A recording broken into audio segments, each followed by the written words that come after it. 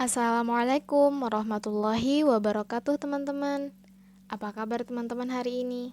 Semoga teman-teman selalu diberikan kesehatan dan selalu dilindungi oleh Allah. Alhamdulillah, kita dapat berjumpa kembali dalam sentra bahasa.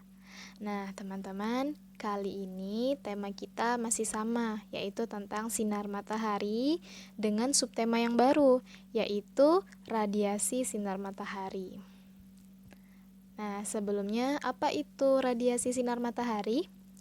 Radiasi sinar matahari adalah proses perpindahan energi dari permukaan matahari ke suatu tempat seperti bumi. Radiasi matahari yang menyinari bumi disebut dengan insolasi. Nah, teman-teman, radiasi terbagi menjadi dua, yaitu radiasi yang terlihat oleh mata dan radiasi yang dapat kita rasakan khususnya di kulit kita. Ya, jadi langsung kita rasakan tuh paparan sinar matahari ke kulit kita. Nah, selanjutnya ada 3 cara radiasi sampai ke bumi, yaitu radiasi langsung, radiasi hamburan, dan radiasi total. Sedangkan jenis radiasi terbagi menjadi 3 berdasarkan temuan dari Ernest Rutherford, yaitu yang pertama ada alfa, yang kedua beta, dan yang ketiga ada sinar gamma. Radiasi dapat digunakan dalam beberapa bidang, yaitu dalam bidang kedokteran, dalam bidang komunikasi, dan dalam bidang teknologi. Nah, apa saja dampak positif dan dampak negatif yang ditimbulkan oleh radiasi sinar matahari? Oke, yang pertama, dampak positifnya dapat membantu proses fotosintesis dalam tanaman. Ya, seperti yang sudah kita ketahui, salah satu elemen yang membantu tumbuhan dalam proses fotosintesis adalah matahari.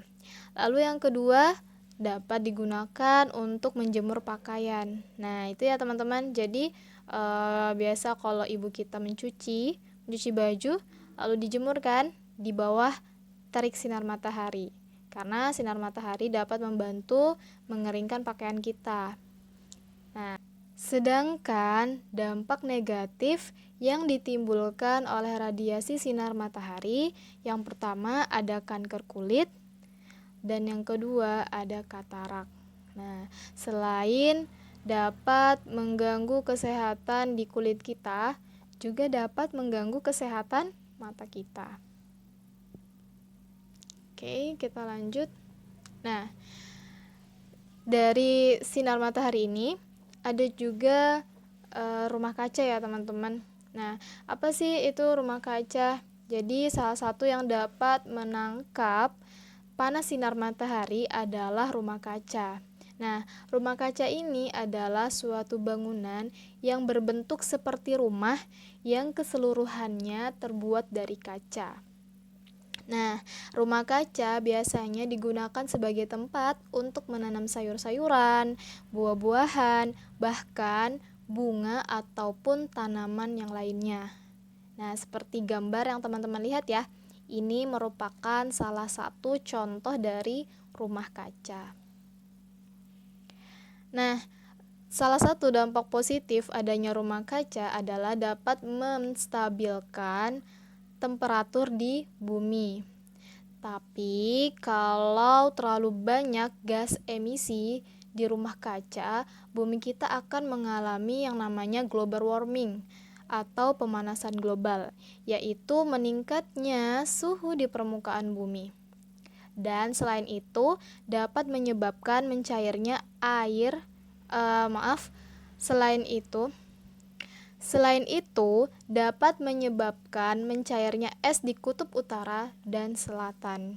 Nah, itu ya teman-teman, seperti yang kita ketahui, di kutub utara dan kutub selatan itu ada es ya. Nah, ketika bumi kita panas, maka es tersebut akan meleleh. Nah, seperti es batu nih. Teman-teman punya es batu, terus teman-teman taruh di luar, di bawah sinar matahari. Nah, lama-lama kan es batunya akan mencair. Sama seperti itu es yang ada di kutub utara dan selatan. Ketika bumi kita sudah meningkat suhunya, maka es di kutub utara dan selatan itu akan mencair. Sehingga volume air di lautan itu pun juga akan meningkat. Nah, itu ya teman-teman. Oke, nah sekarang kita masuk ke materi bahasa. Teman-teman, untuk kelas 4 kita akan mengulang kembali materi yang sudah pernah kita bahas ya sebelumnya, yaitu penulisan huruf kapital dan pengaplikasian tanda baca pada teks percakapan. Oke, kita mulai. Nah, penulisan huruf kapital. Nah, biasanya penulisan huruf kapital dipakai pada huruf pertama di awal kalimat. Nah, contoh kalimat, ibu sedang memasak di dapur. Nah, kata ibu, huruf I-nya menggunakan huruf kapital. Lalu, penulisan huruf kapital digunakan pada huruf pertama nama orang.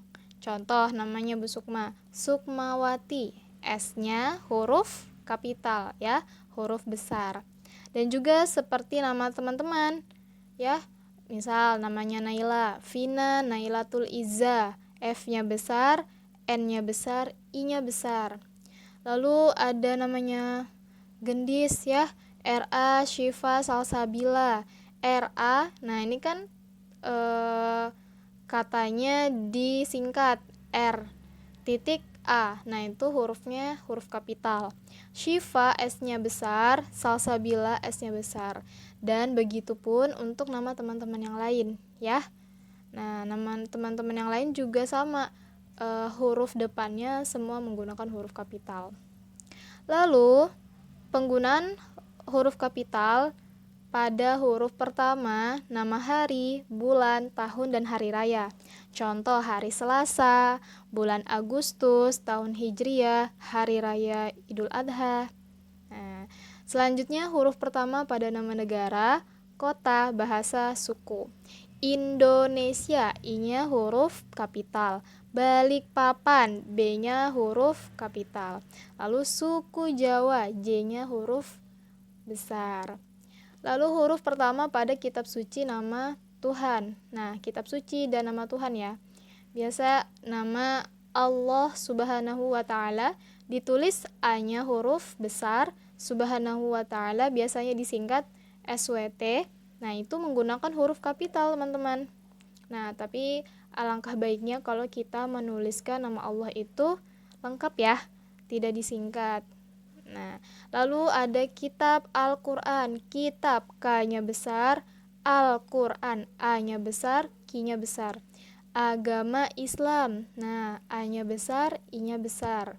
Nabi Muhammad Sallallahu Alaihi Wasallam. Nah, ini juga menggunakan huruf kapital.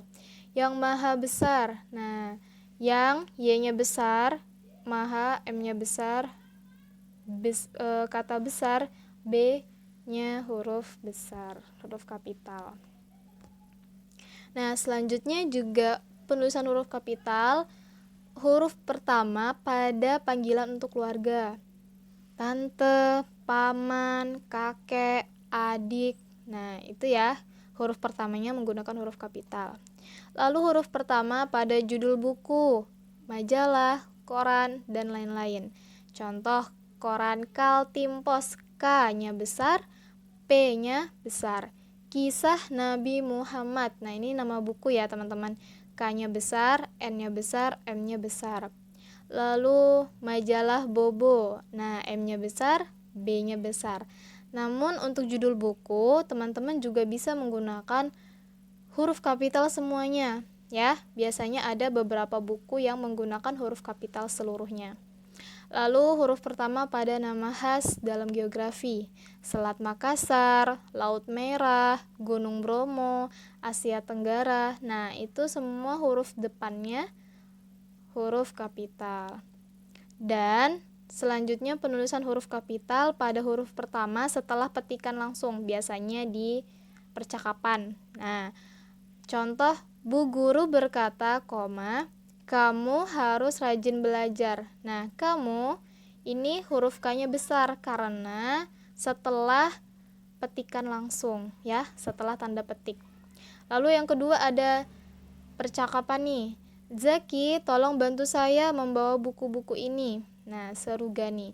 Zaki ini kan nama orang, jadi D-nya huruf besar. Juga Gani, nama orang, G-nya besar. Dan tadi karena ada tanda petik ya, nah jadi huruf depannya huruf kapital. Oke. Nah, selanjutnya pengaplikasian tanda baca pada teks percakapan. Tanda titik 2 digunakan untuk memisahkan nama orang dengan kalimat yang diucapkan. Ini biasanya di teks percakapan ya teman-teman. Lalu tanda petik dituliskan di awal dan di akhir kalimat yang diucapkan. Tanda koma dituliskan dalam kalimat dan sebelum menyebutkan nama panggilan.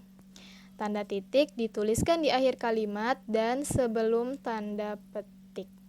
Nah, kita coba lihat contoh teks percakapan. Nah, teman-teman, ini contoh teks percakapan wawancara ya. Nah, ini ada Nova dan polisi. Selamat siang, Pak. Selamat siang. Nama saya Nova, Pak. Bolehkah saya tahu nama Bapak? Tentu saja boleh. Nama saya Pak Agung. Baik, Pak Agung. Saya ingin bertanya tentang aturan lalu lintas. Aturan lalu lintas itu contohnya apa saja, Pak? Contoh aturan lalu lintas banyak sekali. Contohnya antara lain, pengemudi kendaraan bermotor harus memiliki SIM, memakai helm, menaati lampu lalu lintas. Apabila ingin menyeberang jalan, harus melalui tempat penyeberangan jalan. Terima kasih Pak atas penjelasannya. Terima kasih kembali. Nah, teman-teman lihat ya penulisan dari teks percakapan ini. Ada tanda titik 2, tanda petik, tanda koma, dan tanda titik. Ya. Nah, jadi penggunaannya teman-teman harus lihat baik-baik di mana letak komanya, di mana letak tanda petiknya, dan juga tanda titik. Jelas ya teman-teman? Nah, ini contoh pengaplikasian tanda baca pada teks percakapan, wawancara Nova dan Pak Polisi. Oke teman-teman? Oke, alhamdulillah Ibu rasa cukup untuk materi bahasa hari ini. Sekarang kita masuk ke tugas. Nah, teman-teman, silahkan teman-teman buat teks percakapan wawancara dengan tema radiasi sinar matahari sebanyak minimal 1 halaman kertas HVS. Nah, jadi silahkan teman-teman buat teks wawancara. Kalau yang tadi kan Bu Sukma buat teks wawancara antara Nova dan Pak Polisi. Nah, silahkan teman-teman bebas mau buat teks percakapan wawancara siapa dengan siapa. Tapi pastikan temanya tentang radiasi sinar matahari. Nah, yang selanjutnya, teman-teman perhatikan penggunaan huruf kapital dan tanda baca di teks percakapan tersebut. Oke, teman-teman? Alhamdulillah, Ibu rasa cukup untuk materi bahasa hari ini. Semoga teman-teman diberikan kemudahan untuk menyelesaikan pekerjaan hari ini. Bu Sukma tutup. Billahi taufiq wal hidayah. Assalamualaikum warahmatullahi wabarakatuh.